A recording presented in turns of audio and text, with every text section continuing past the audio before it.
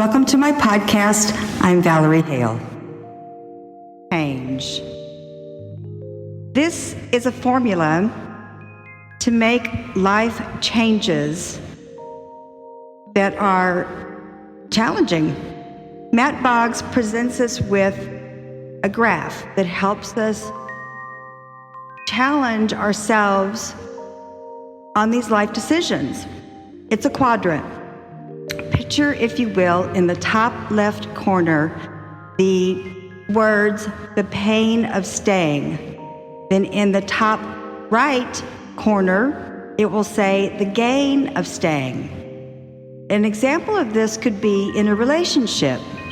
The pain of staying in a relationship where there's no love, there's no attraction, that's painful.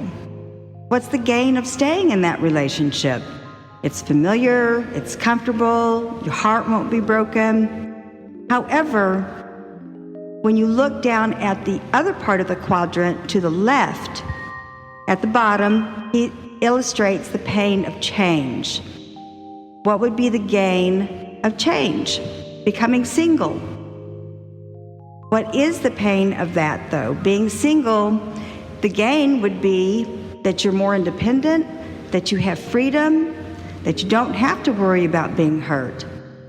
So the pain of change can actually lead to a better lifestyle. So many of us will stay with the pain rather than moving out of a painful situation. Our brain is wired to stay with comfortable and to stay with pleasure because the pain of change is just that. Your brain is wired to avoid pain.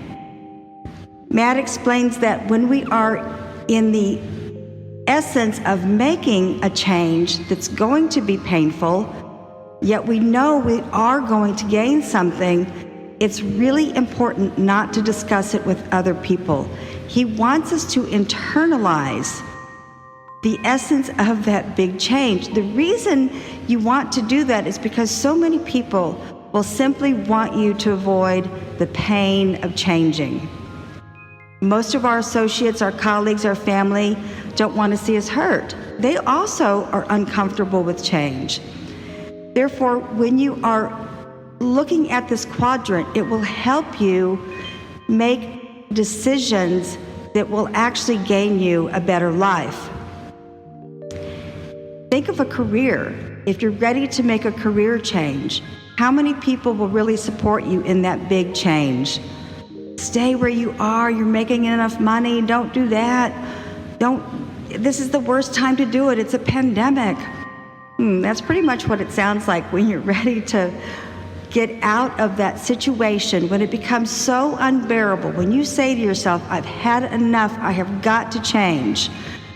Then look at the pain of change, look to that quadrant and look all the way to the right at the bottom and say, this is the gain I'm going to have from change. An example of how painful change can be and what she gained from changing is Celine Dion. When her husband Rene died of cancer several years ago, she was devastated. Not only did they have a wonderful marriage, they were life partners, he was also her business partner. She did not make any decisions in her career without Rene, as he was her business partner, but they were inseparable in their decision-making process. She wouldn't accept new music without talking to Rene about it. She wouldn't accept a venue of performing without talking to Rene about it. Therefore, when he died, she was distraught. She felt incapable of making decisions on her own. She was performing a few months after Rene's death, and she had a breakdown during the performance. She was singing all by myself. 3/4 of the way through, she started crying. She stopped. She was wrestling with her emotions. She was trying to regain control so she could finish the song. And she did, and she was victorious. She actually raised her hand at the end of the song because she was tired of feeling alone. She was tired of not feeling independent or being able to make decisions. And she will tell you, when you listen to her in her interviews, that she gained through a lot of pain how to become independent, how to make decisions on her own, how to feel empowered. And yes, it was painful without Renee. She never thought, she tells us, that she would be able to be so successful and to continue in the superstardom that she had with Renee. She never thought she would have this on her own and making decisions on her own. So the pain of staying, what's the gain of staying? The pain of change, what's the gain of change? Celine Dion is an amazing example for us. Kundalini Yoga. Yogi Bhajan brought Kundalini Yoga to the United States probably 70 years ago. He has unfortunately left this earth. What he has taught us is Kundalini Yoga is the medicine of the future. This specific set that I have included on the podcast, it is brain-altering kriyas. It is emotionally charged kriyas that will help us through addictions. It will help us stop complaining. I love that one. It is really the type of set that can change your life. In order to really conquer changes, you have to practice them a little bit every day. I like this particular set because it's short and sweet. You can do each one of the kriyas for just a minute. I do them for 3 minutes, but it's important, especially the first kriya that you see, and let's just call that an exercise. When you put your thumbs on the temples of your head, it's very important to do this and do it often because this is what absorbs your bad habits and gets rid of them. Now, it's a process. It can take a while, but do that every day.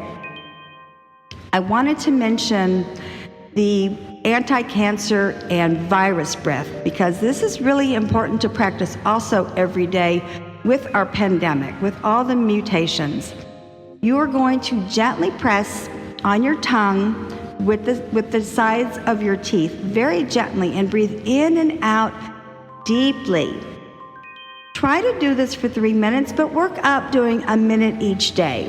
What's important about this is you don't need to be in a yoga pose. My Kundalini yoga teacher says you can do this while you're washing the dishes. You can do this while you're vacuuming your rugs. You don't really want to do it in public, but maybe if you're somewhere where nobody else is around and you're driving your car. So the anti-cancer and virus breath, super powerful, especially during the pandemic. And lastly, wine. I have been talking about in the last couple of classes about forgotten wines. To me, the German wines are the forgotten wines. Wanted to explain their labeling, and I think that's one of the reasons that people get so confused about German wines. They start off with sweet wines because they don't know how to read the label.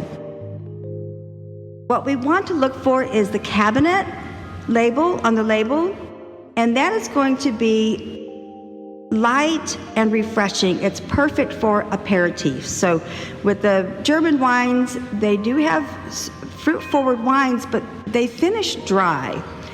But for an aperitif, you can have really simple foods. You can have asparagus, you can have olives, you can have shrimp and just a light salad. So just think of your aperitif foods and then search out the cabinet. The next wine that you want to choose on the label is Spatlese. Now this is riper than the cabinet, and what makes it a little more fruit forward is the fact that it is allowed by law for the wines to age longer on the vine. When grapes are allowed to age longer on the vine, they do produce fruitier wines. Again, they're going to finish dry depending on how they are fermented. The other thing that you want to pay attention to is the dryness of the wine. And that's going to be Halbtrocken, which is medium dry, and then Trocken is probably what most people should actually search for when they're looking at German wine. So Trocken is really what you want to look for. when you're reading your German labels, and then Cabinet and Spatlese. What you want to avoid, but I don't think people have, and that's why I think the German wines have this misnomer of being sweet wines, is the initials QMP. I cannot speak German, but this is the top of the line, most exquisite, beautiful, yes, fruit forward, sweet wines that you really want to have after dinner with dried fruits or else your aged cheeses. In conclusion, the pain of change. Look at this quadrant. Use the pain of staying versus the gain of staying, and then look at the pain of change versus the gain of change, because these are decisions that are life-altering, and you want to decide and go. Matt says, don't spend all this time pontificating and procrastinating. Start using the thought process, I decided, and now I'm going. Kundalini Yoga, the anti-cancer breath, is so powerful right now. This kriya that Guru Jagat does for us is one of the best kriyas to help you overcome weight issues, overcome complaining issues. Great kriya. You should practice this for a while now. And German wines, learn how to read the labels. This will be in my podcast. And they're beautiful wines, especially to have now that we're starting to have cooler weather and you can have a little heartier meals. In conclusion, I am not a life coach. I am not a consultant. I produce this podcast every week to help hundreds of people around the world. And I always include a masterclass by either Mary or Matt, Mary Morrissey. Matt is her son. They are both in their own departments of Life Mastery Institute. They would love for you to take a 6-week program, because this way you can learn so many of the issues and really delve into them, which I speak about on every podcast. And I would also love for you to take a 6-week program, because that's how I get paid. Merci et au revoir.